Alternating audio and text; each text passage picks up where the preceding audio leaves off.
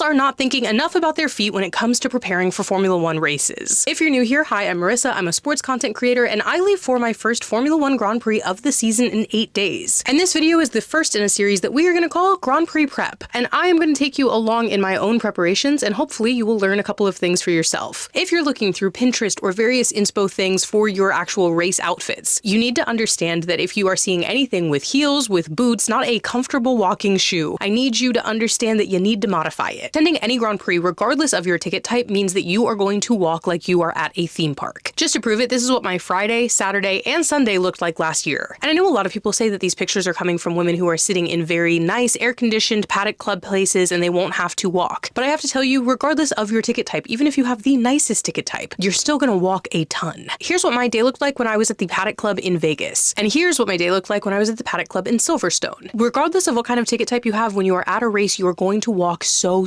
much. And if you're not prepared for it, that first day is going to wipe you out. This is my track shoe. It's a New Balance 860, and it works so well for me, I have them in 2 colors. Now again, this is my Grand Prix prep, so these shoes are specifically very functional for me. If you've been here since I did my Training Like an F1 Driver series, you know that that's when I found out that I actually pronate, which means that I need a shoe that accounts for that. Now, if you're like me and you're a recovering athlete with a lot of injuries, there are 2 really important things that I do in addition to my shoe itself. I actively up my steps before a race. For like 2 weeks before, I will start to walk longer distances. If your body's not used to walking for a pretty decent amount of time, it's going to be a shock to your system, especially that first day, and the rest of your weekend is going to be pretty miserable. So for me, I up my daily walks to about 3 to 4 miles, sometimes 5 if I'm feeling froggy, but just objectively more than I normally walk on a day-to-day basis. And then the other thing I do is recovery. I have 2 different things that are going to go in my luggage. These are UFUs, and this may be the part of the Grand Prix prep situation where it's just about what I normally do. I love these shoes, though they are a little pricey, because they are functionally the support of a tennis shoe, but the comfort of a slide and kind of memory foam comfort. So it's nice for me to be able to put them on when I'm traveling, when I'm walking around the hotel, because a lot of times for me, if I just take my shoes off after a long day and I don't have any support for like the rest of my day, I actually feel like I'm in more pain. So specifically, a recovery shoe is really helpful for me personally. And then the second thing I take with me is a recovery massage device. It's also Red Bull Racing branded because I did get this in the Paddock Club when I was a guest of Pepe Jeans last year. And for me, recovery is just as important as preparation. So I know this is not necessarily the most glamorous episode of what it's like to head to an F1 race, especially as a content creator. However, I do think taking care of your feet and your body are fundamentally the most important part of preparing for a race. Obviously, the outfits, the clothes, the planning, all of that is really important, but you can't do any of that if you feel like your body is falling apart. Be sure to follow along and come back tomorrow to see what else I am doing to prepare, and let me know if you have any questions specifically about heading to Miami or another Formula One race.